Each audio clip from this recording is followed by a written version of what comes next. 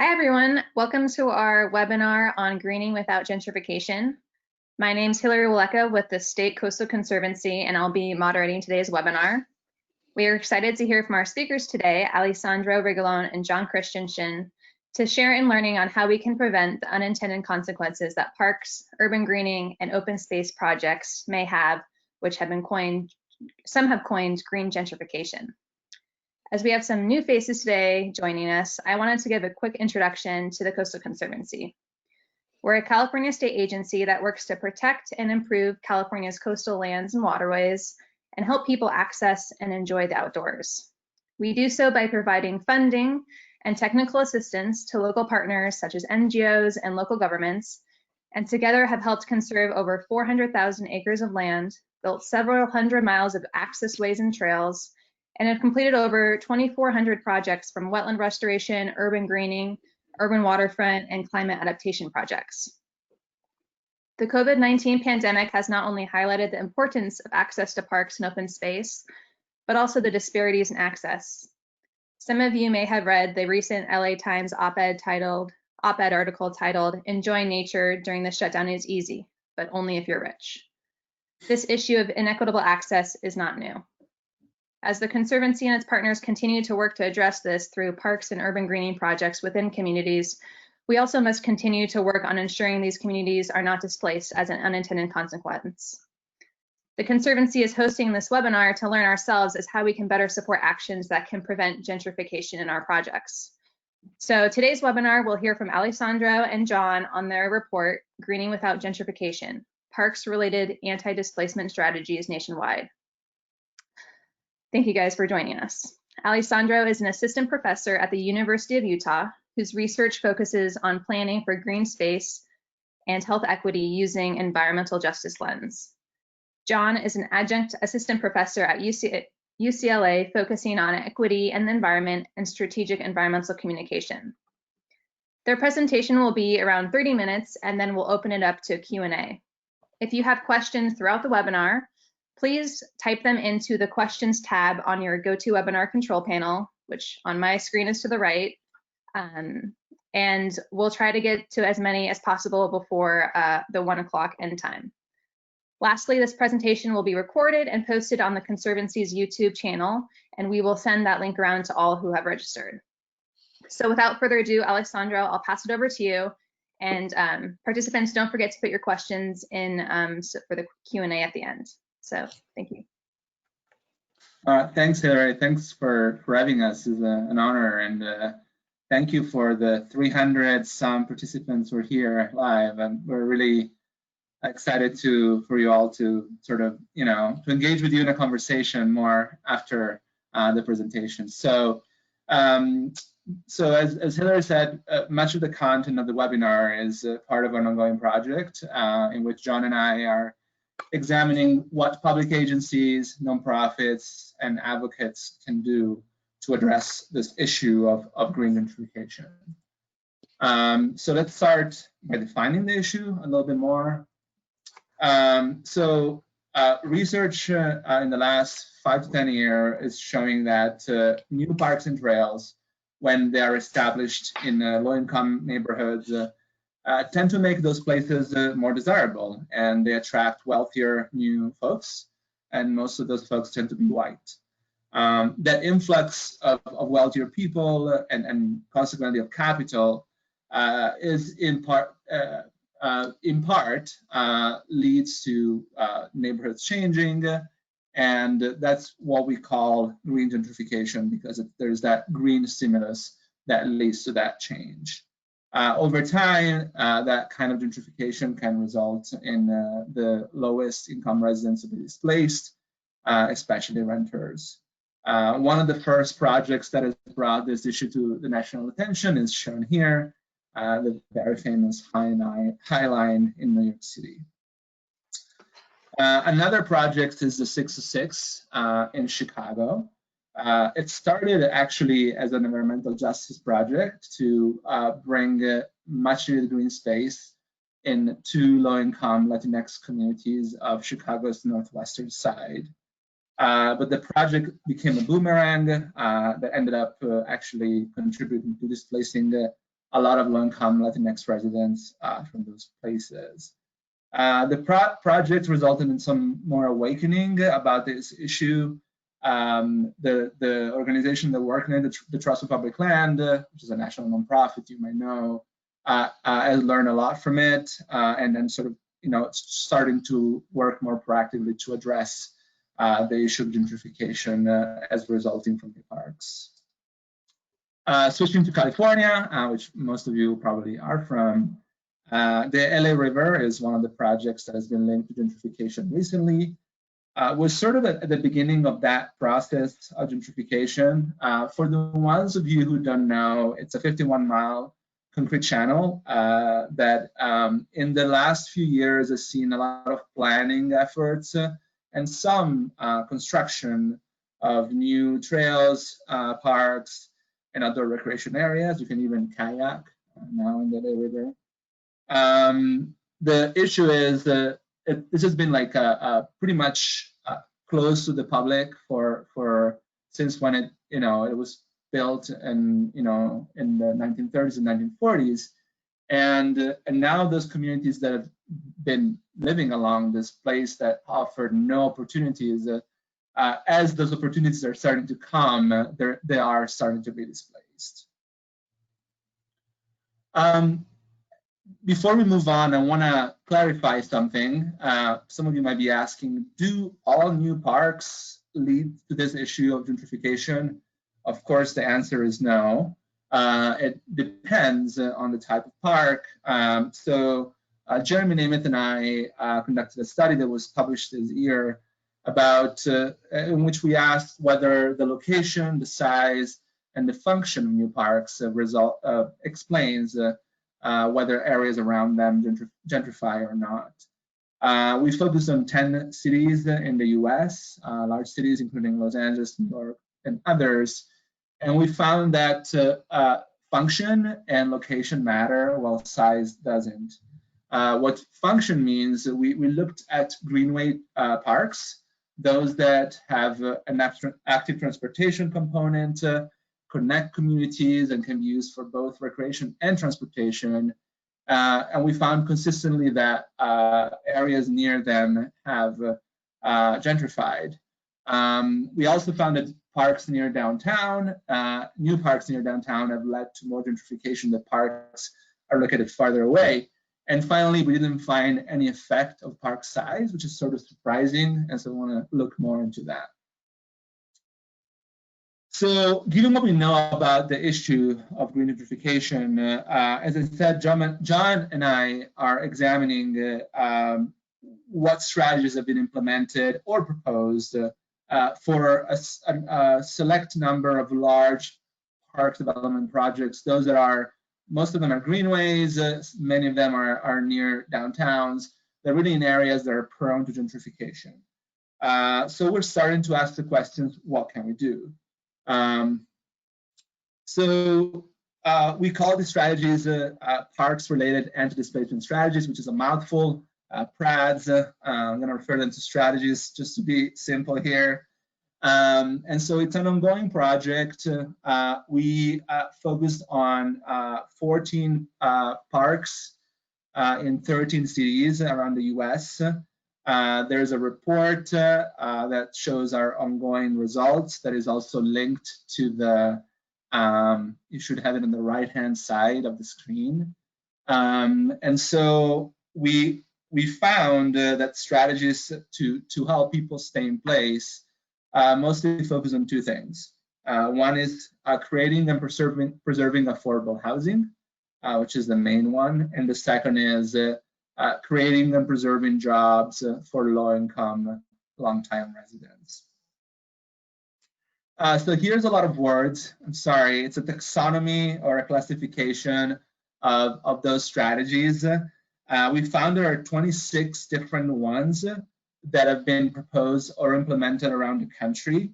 They range from inclusionary zoning to community land trusts to ordinances that force companies working on those projects to hire local people first. We classify those based into this matrix based on who is benefiting from them, renters, homeowners, and workers and businesses on the rows. And then in the columns, you see the implementers who can actually get the job done, cities and counties, range of nonprofits, and then public agencies that fund parks. Okay, so to give you an idea, the average number of PRADs proposed or implemented in each project, it was 7. So most places try to tackle the issue from a variety of different angles. So what we learned from the taxonomy, cities do what they do best generally.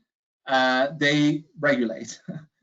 So a lot of their initiatives were to mandate inclusionary zoning or first source hierarchy ordinances or other things that only cities with local power can do. Interestingly, some of those strategies are intended to produce money, to create money that then can be spent on other strategies. For example, the concept of value capture, which is implemented through mechanisms like tax increment financing, is used to generate money that cities then spend to purchase land and then build permanently protected affordable housing. Not surprisingly, the vast majority of those strategies focus on housing rather than jobs. Sort of, it's a housing first strategy sort of across the board.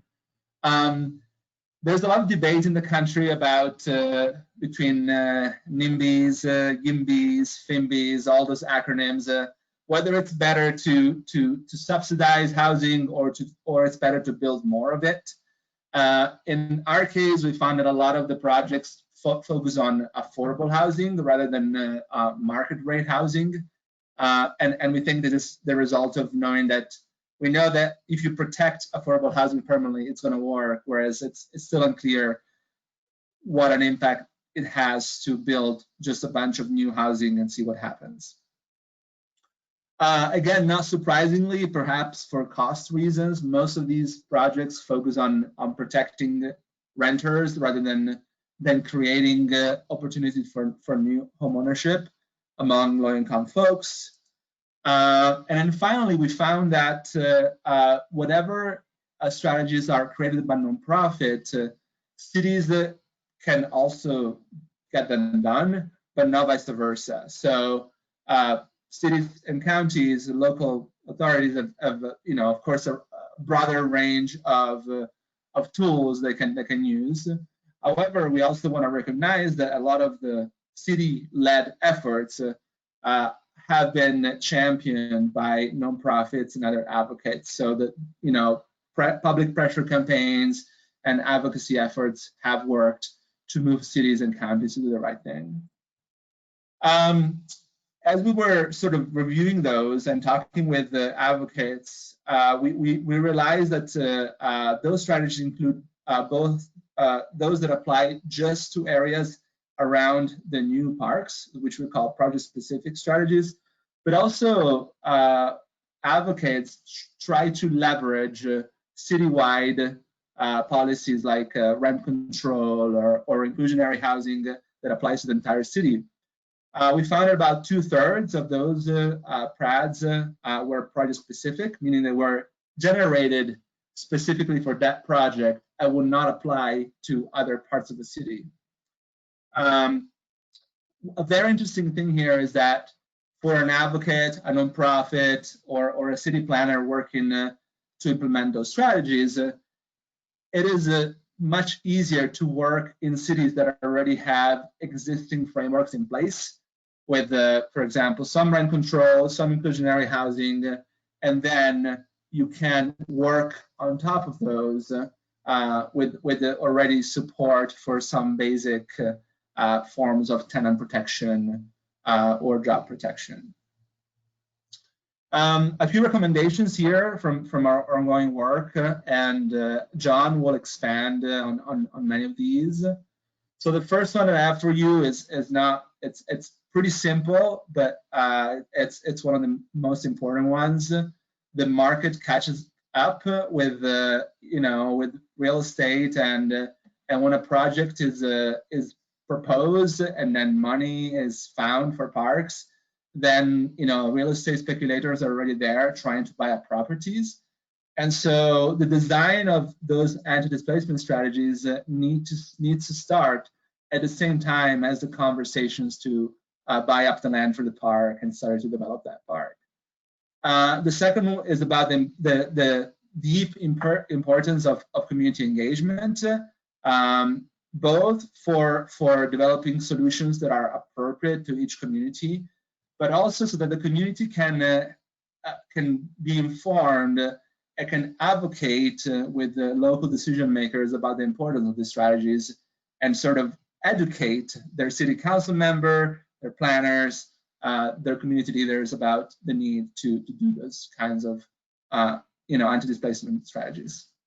The third is about bridging historical gaps between parks people and housing people and other workforce and community folks. We know that oftentimes we work in different areas without talking to each other much, but those collaborative efforts are really important. One that John will talk about is La Rosa in Los Angeles, stands for Los Angeles Regional Open Space and Affordable Housing Collective. I sometimes forget the entire wording. The fourth is try to tackle this issue from both the housing side, but also the job side.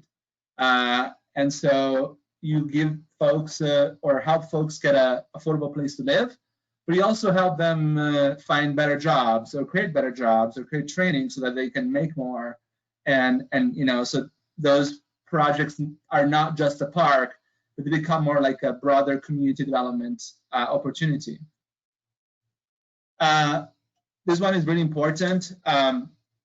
John, again, has more about it.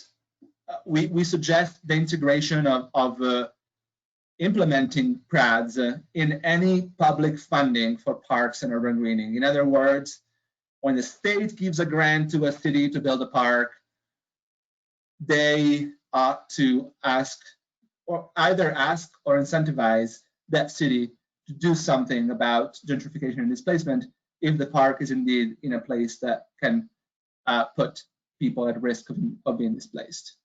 And finally, we're still early in knowing about what works and what doesn't.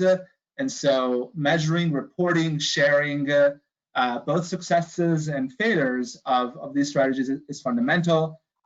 Engage people, third-party people, and then share those stories of success and failure. All right, I think I can hand it over to John. Thank you. And I'd also like to thank the Coastal Conservancy for lifting up this conversation, and for all of you for being here today. I know from looking at the RSVPs, there's a lot of expertise in this virtual room. And this is, as Alessandro said, ongoing research, and we would be happy to continue the conversation with any of you who would like. The first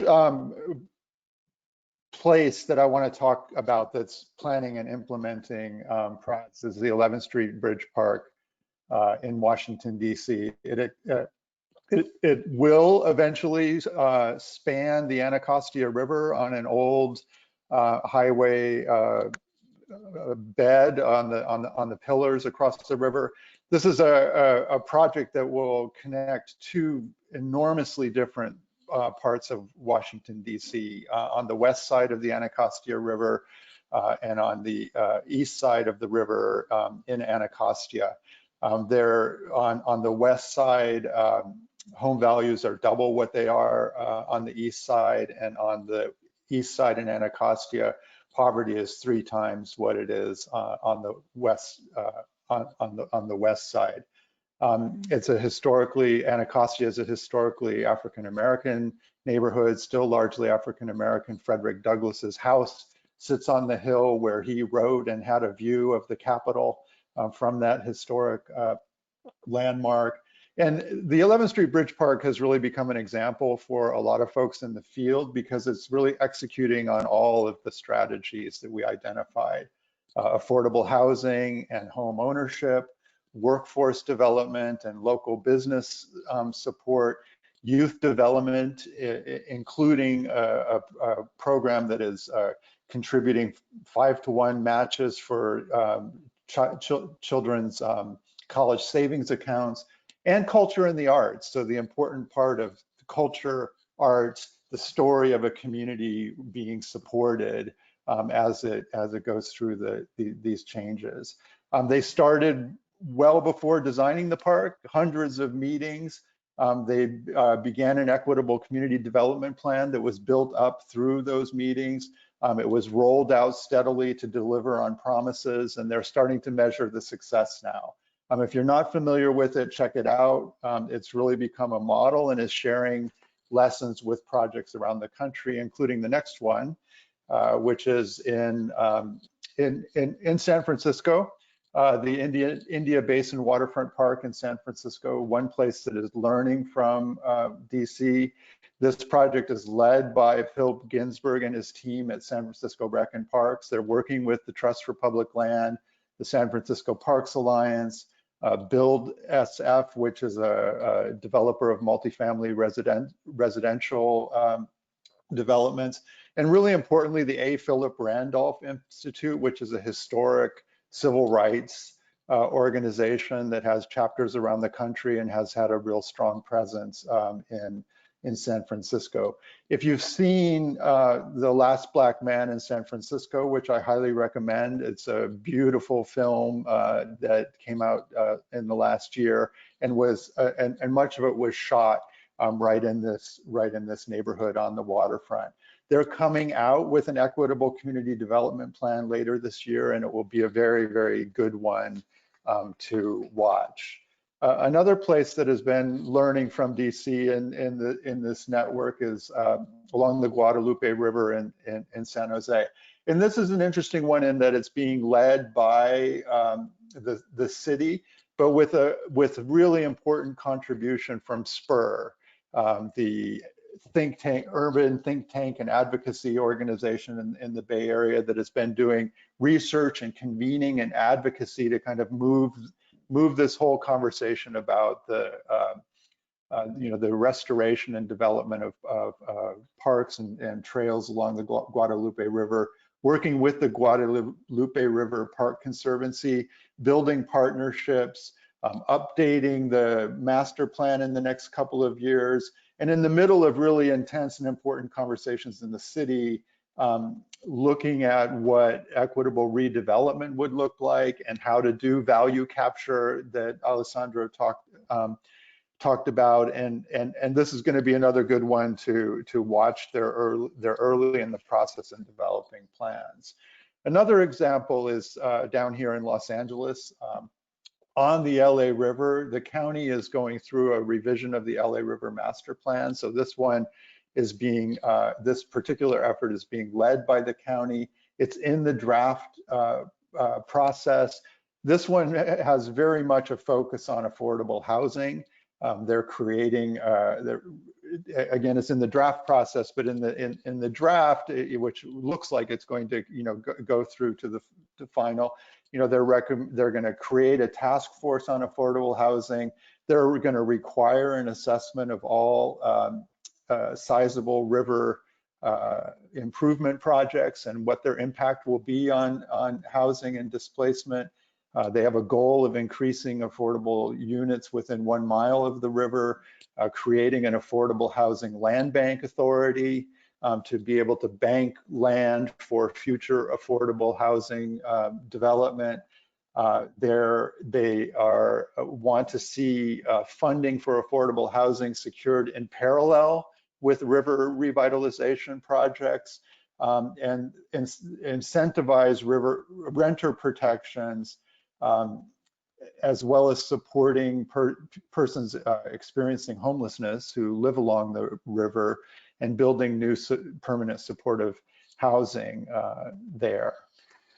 It's interesting because the county, of course, has 88 cities in it, and so this is a process of trying to set up ways to encourage those cities to do the right thing, as well as acting in the unincorporated areas where the county does have authority. The next one, Alessandro mentioned an example again in LA. There's a few of those here, is the Los Angeles Regional Open Space and Housing Collaborative. And this is an interesting example of a coalition, a collaborative of many different groups: environmental, housing, civil rights, environmental justice. This organization has really spurred the necessary multidisciplinary conversation.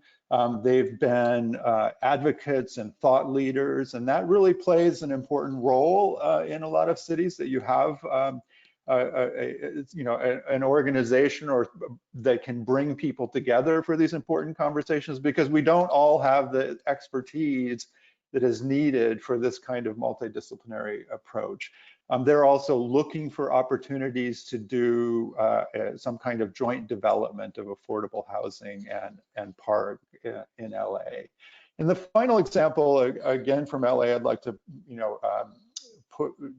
draw to your attention is Measure A, passed in 2016. It's a parcel tax that is permanent, has no sunset, is expected to generate about $100 million a year for park development in Los Angeles, and is really focused on prioritizing park development in neighborhoods that don't have parks within walking distance.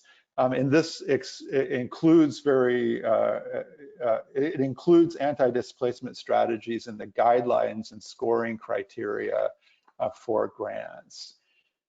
And so we want to move to that issue of examples of funding requirements and incentives to encourage PRADs. And this next slide comes back to Measure A, really just to repeat and underline, that it's the inclusion of anti-displacement strategies and funding criteria and scoring, that the county, which administers this grant making, across the county and with different cities, that can incentivize the park builders, whether they're city agencies or nonprofits, to include anti-displacement strategies, in the work that they do. And the larger context for this is really, we see an increasing focus statewide in California and in local jurisdictions on equity.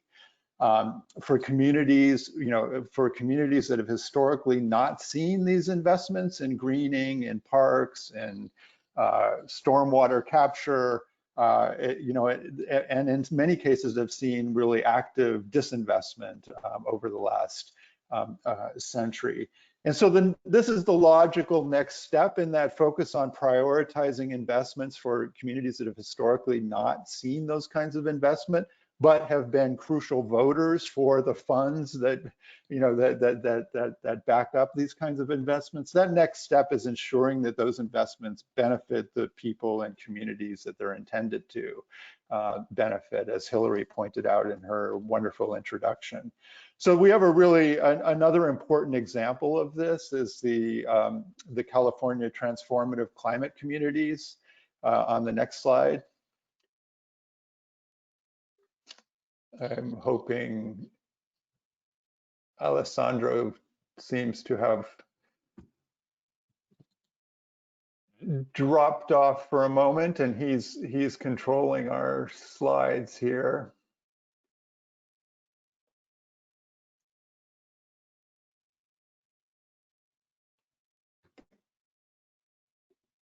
I'm hoping he will be back, but I'll continue to just talk with you about this. The slides are mostly illustrative in any case. The Transformative Climate Communities is a project of the Strategic Growth Council at the statewide level that is investing significantly in multidisciplinary approaches in communities around California. applicants must implement strategies to reduce economic displacement in project areas. The TCC program gives them a variety of examples, from the production and preservation of affordable housing to tenant protections and support, neighborhood stabilization, and wealth building, small business protection and business stabilization and wealth building. The UCLA Luskin Center for Innovation, where I do research. Alessandro, if you could share your screen and move to the TCC slide, that would be great. The Luskin Center is evaluating the first projects, which are in Fresno, Watts, and Ontario. And all of them have produced displacement avoidance plans so far. And in Ontario, in addition to that, they've leveraged $70 million for affordable housing. The Luskin Center is now collecting data to measure the success of these displacement avoidance plans, both qualitatively and quantitatively. Another example of this is on the lower Los Angeles River. As part of its revitalization plan, they've produced a community stabilization toolkit. Now, this is, at this point, recommendations for those cities that are on the LA River as they implement revitalization with funding from the Rivers and Mountains Conservancy and others. The recommendations, which are really worth taking a look at, include community benefits agreements, inclusionary zoning, locally owned business support, no net loss of housing policies, rent control, workforce development, and community land trusts. So what does success look like when we try to put together these kind of multidisciplinary approaches to avoiding displacement, as we do really important environmental projects, urban greening projects, parks? Well, again, I'm going to go back to the 11th Street Bridge Park, which has not been built yet, but they've been, they're getting close to starting that, but they've already been working for years now on developing and implementing an equitable community development plan. I really recommend looking at it. They have a toolkit online. They have their plan is online. They have an evaluation from the Urban Institute, which is a partner. Another important piece of this is that research and evaluation. They've been working with the Urban Institute and also with HRNA on the economic impact. And the focus of this has been, while building a great park, to also drive inclusive development. They've invested $57 million in this equitable community development work, while they're still trying to raise the $30 million to actually build the park. So you can see that the two can be quite comparable in scale. They've had so far 70 homes purchased through their home buyers club, 31 newly trained construction trainees for the work when the park development actually begins, 104 businesses that have been supported, including with $525,000 in loans and generating 68 jobs. HRNA estimates that the impact of building the park is going to be about one-time $31 million in construction and $720,000 in sales and income tax.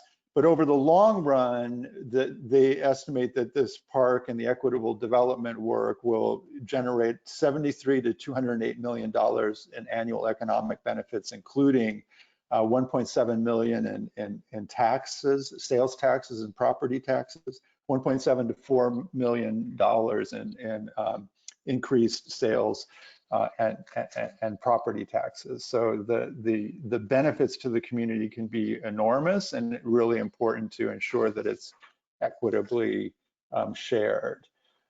So what are the elements of this? The the 11th Street Bridge Park is, again, an example where these strategies are working and have achieved real outcomes and impact.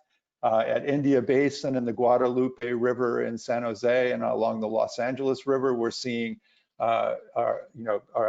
are promising and at the early stages. And if we can all see that follow through with implementation, the results could be have really important impact. It's too early to really answer the question which policies work best to limit green gentrification and displacement. As I mentioned, that research is happening around the 11th Street Bridge Park project. It is happening in the transformative climate communities, and we'll really learn a lot in the years to come. And I think that's why it's important, as Alessandro said, that we share results widely in the community. This is an ongoing research and learning project where we can all learn from the important work that you all are doing and share it with the wider community. And then we see that in the successful projects at this stage are using both top-down and bottom-up approaches, and in the best of cases, really both at the same time. Grassroots and grass tops. States, counties, and cities and agencies can incentivize and fund, and as Alessandro said, play a really important role in setting rules and guidelines and regulations. But local leadership from community-based organizations are super important in these successful projects, and really kind of essential for bridging that trust gap that exists in so many communities that have historically not seen investments and have seen disinvestment and have seen promises come and go, to ensure that those communities are really involved in shaping their own future. Finally, I just like to say, we need some wins. We're starting to see some to keep greening from driving displacement, and instead ensure that greening is driving inclusive, equitable development to benefit the people and communities that those projects are intended to benefit. And all of you will be crucial to making that happen. And we're grateful that you're here with us today.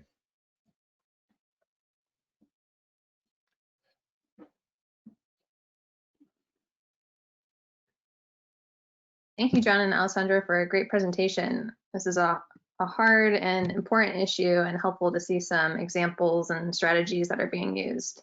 So now we'll go on to the Q&A portion of this webinar.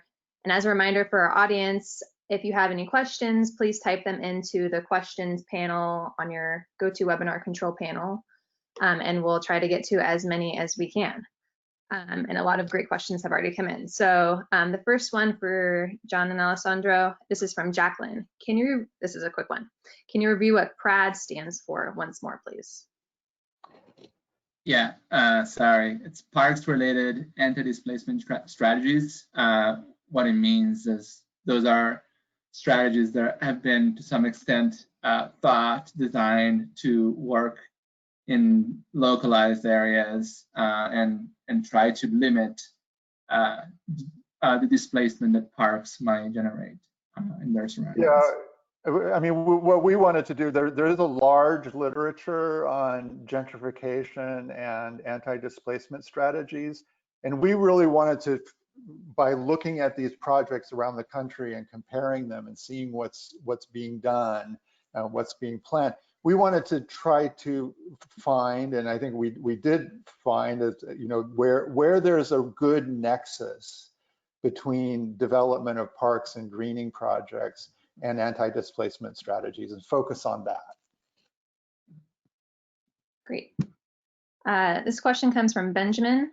How are you defining gentrification and distinguishing it from displacement? How are you separating correlation and causality? This is from the beginning of the presentation.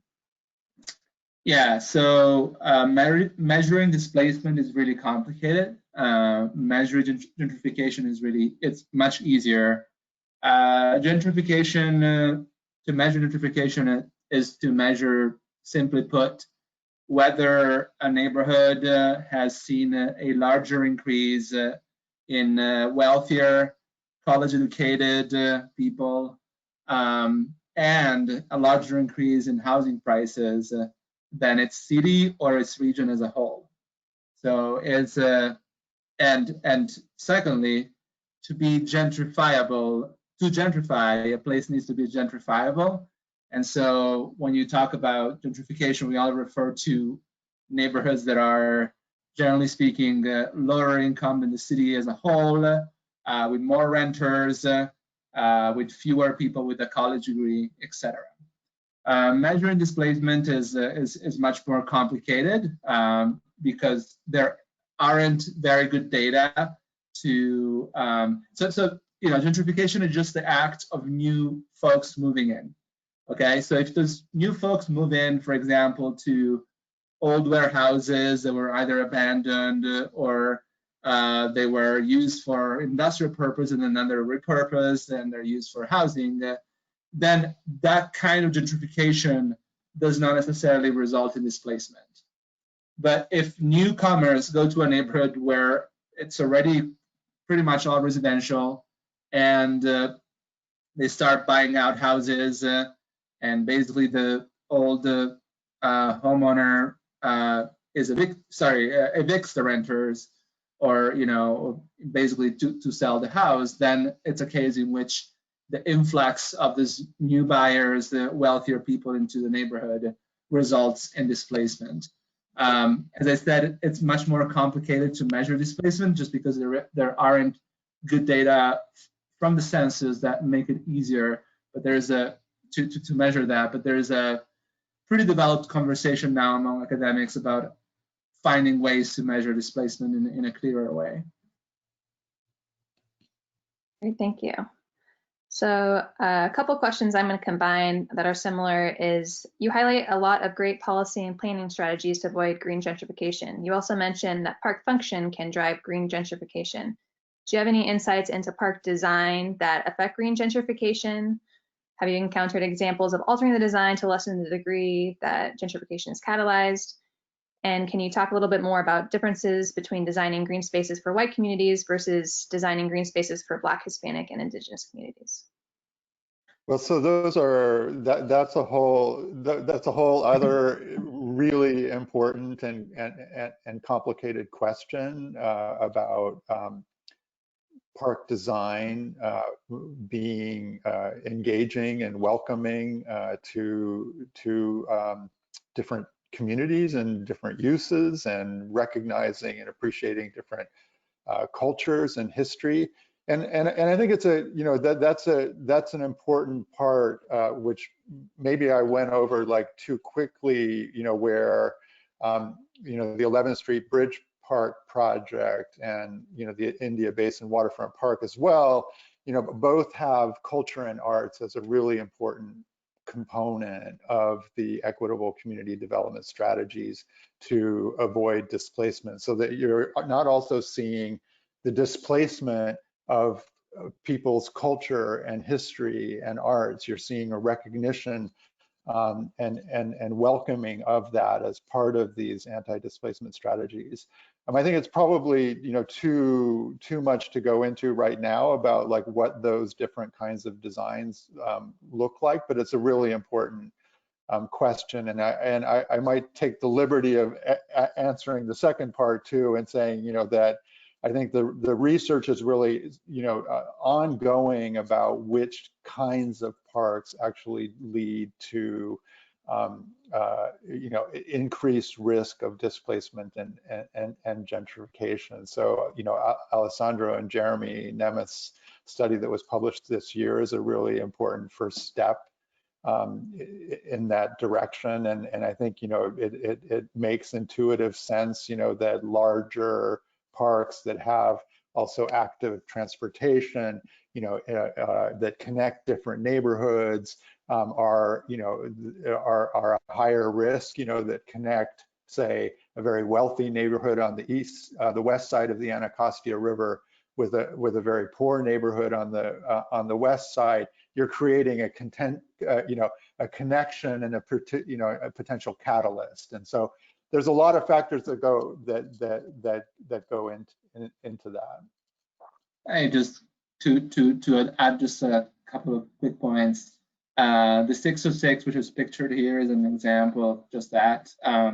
It goes through more developed, wider, more affluent communities and connects them with those low-income communities of Logan Square and Humboldt Park on the west side, similar to the Bridge Park. And there are the 606 is also an example where research by Brandon Harris at the University of Arizona has shown that there's sort of two words, between the sort of the white part of the trail and the Latinx part of the trail, and also how there's sigma associated with the one part of the trail that's in the Latinx communities. And also, having known this project, the community engagement was robust, but there wasn't a deliberate inclusion of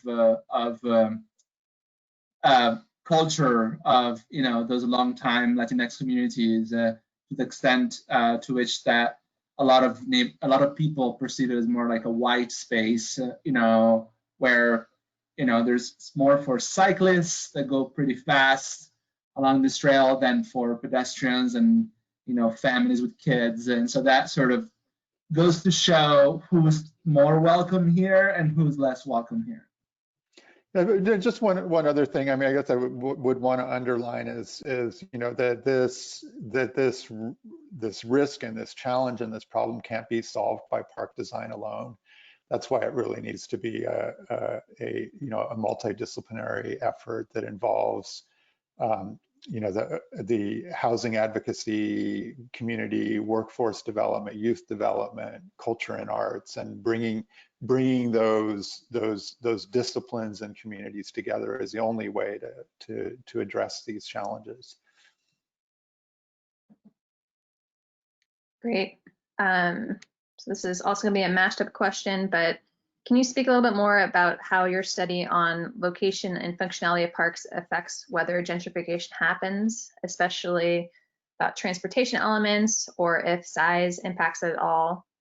And that's part one. Part two is how do you determine the distance from the project to implement PRADs? Like how far out from the park project? So I'll answer to the second is easier. Generally, we look at between a half a mile to a mile as areas that could be particularly impacted. There's a study of the 606 and a study that Atlanta outlined showing that the highest impact on housing prices is within the first half mile. But there are some more limited impacts up to a mile. And what John mentioned earlier, the 1 mile buffer along the LA River talks about that, that they're looking at a broader area. The first question, so we found that across those 10 cities, those greenway parks, that census tracts that are within a half a mile of those of those parks were statistically significantly more likely to gentrify than other lower similar census tracts around other parts of the city. We controlled for population density, we controlled for a bunch of other characteristics like housing types, age of housing, all things that are known to possibly confound the association between a stimulus or a sort of treatment or an investment and subsequent change of neighborhoods around them. The finding that park size was not significant was kind of interesting to us. When we looked at the sample we had, it turned out that some of these parks that in acres at least are larger. Some of them are mostly undeveloped. They maybe they have some trails, maybe a playground or two, but they're not they're not like real investment in terms of money. We didn't have access to how much money each park cost. We covered more than 1,000 parks across 10 cities, and it was nearly impossible to know that. So that's why we want to do some follow-up work to understand sort of the reason why at least park acreage did not seem to be a significant predictor of gentrification. Yeah, and I would just add kind of quickly, if memory serves, I was just trying to look it up. The 11th Street Bridge Park also used a mile.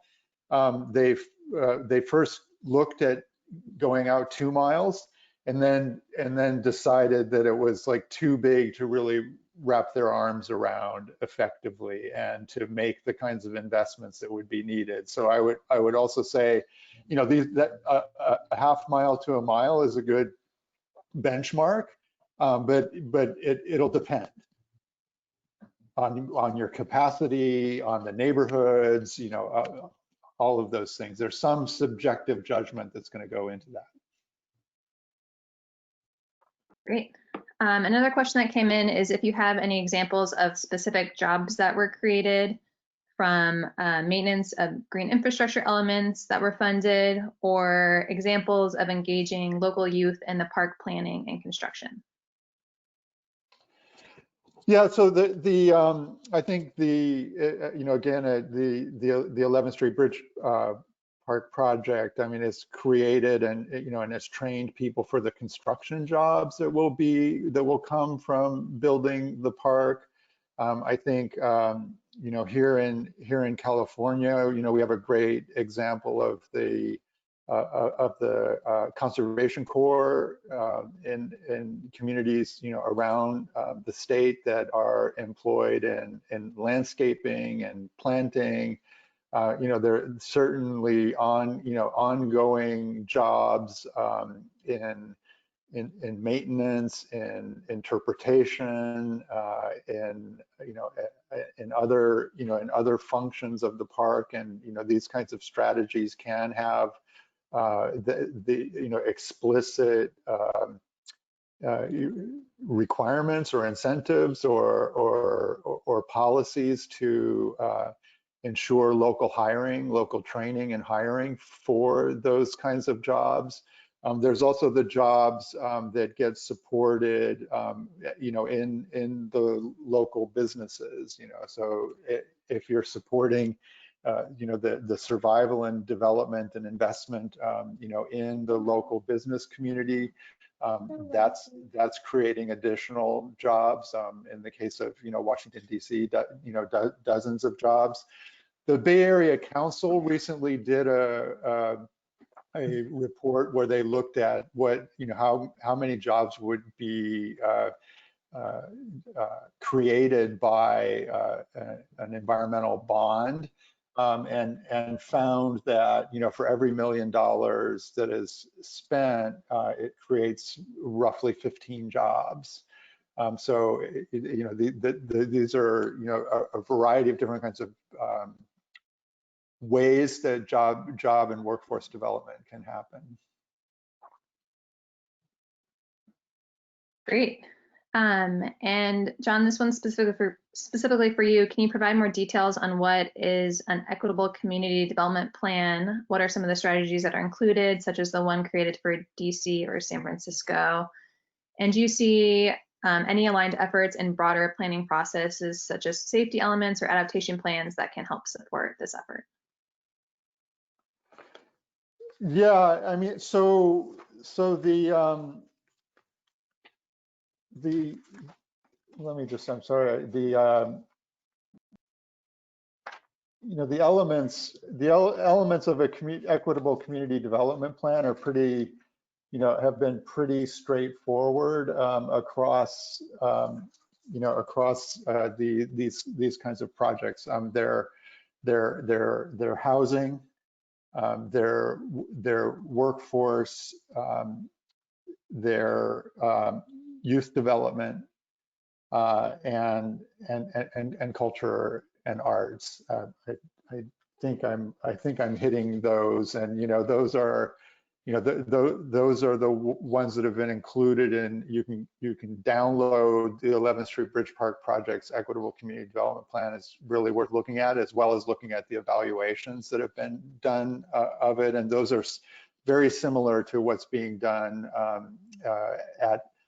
I'm told what's being done, what will be in the India Basin Waterfront Park Plan when it comes out later this year. And then, it goes down, and then there's a lot of details under those categories about, ways of protecting existing affordable housing stock, building new affordable housing stock, home buyers clubs that encourage people to move from becoming renters to homeowners so that they can build up family wealth, to, the workforce, training, local hiring that we talked about in the previous question, local business support in terms of, low interest loans to improve and expand businesses, youth development that might include education and training, internships, but also includes investment in childhood savings accounts, culture and arts that is supporting local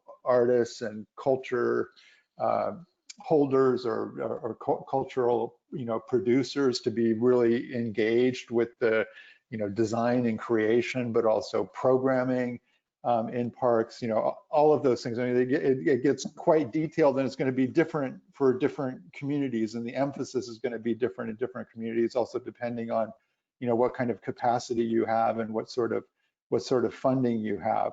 I think on the question of, I'm not sure exactly how to interpret the question of safety, but in terms of, I think, and maybe, safety and resilience or adaptation, I think that the transformative climate communities investments, are really targeted at that of, a multidisciplinary approach to making, some of California communities that have not had investments in green infrastructure and climate mitigation and adaptation, and where we're now making, very large investments in those communities to make them more resilient to climate change, for adaptation, that those include these anti-displacement plans, and that they, and right now they have been able to leverage and bring in some additional money for those plans. And in Ontario, they've been able to, leverage that into millions of dollars of investment in affordable housing as well. Great. I think we have time for one short last question. And I just lost it. In your research, did you see a difference in outcomes or effectiveness of PRADs for projects that were park redevelopment enhancements versus new parks or brownfield redevelopment? That's a really good question, and we haven't looked at that, but I mean it's a really good, I think it's a really good question for new research, and I think that, I mean, my hypothesis would be it would depend on what the scale of the park improvements and redevelopment would be. I mean, we're certainly seeing those effects, and a lot of the work is around new parks or brownfield to greenfield development. The India Basin project is a little interesting one because it includes both. It actually includes some new park, it connects some existing parks, it's connected to a larger effort along the waterfront, and it's also going to be improving some existing parkland. So sometimes might be hard to tease these things out. In Brooklyn, the Prospect Park in Brooklyn has been, the renovation of that park has been linked to gentrification in the nearby communities. So it's sometimes the renovation of existing parkland can also lead to that effect. We haven't studied it in that paper with Jeremy Nemeth. Well, great. Thank you all for your great questions, and thanks Alessandro and John for your presentation. It's heartening to see these examples and learning about strategies requiring strong partnerships, trying new strategies, and sharing the successes and challenges as we all learn from this. There were a lot of questions on the resources that were mentioned, so we will share this recording with all the participants and put it on our YouTube channel, and we'll try to compile as much as the links and resources that were mentioned as possible. And thank you everyone for joining us today. Hope you have a good rest of your Thursday. So, thank you. And I could just add, I mean, our contact information is there, and please feel free to be in touch with us with any questions that we weren't able to answer this afternoon. And thanks again to you, Hillary, for doing a marvelous job of hosting, and to the Coastal Conservancy for convening this. Thank you. Thank you. Great. Goodbye, everyone. Bye-bye. Bye-bye.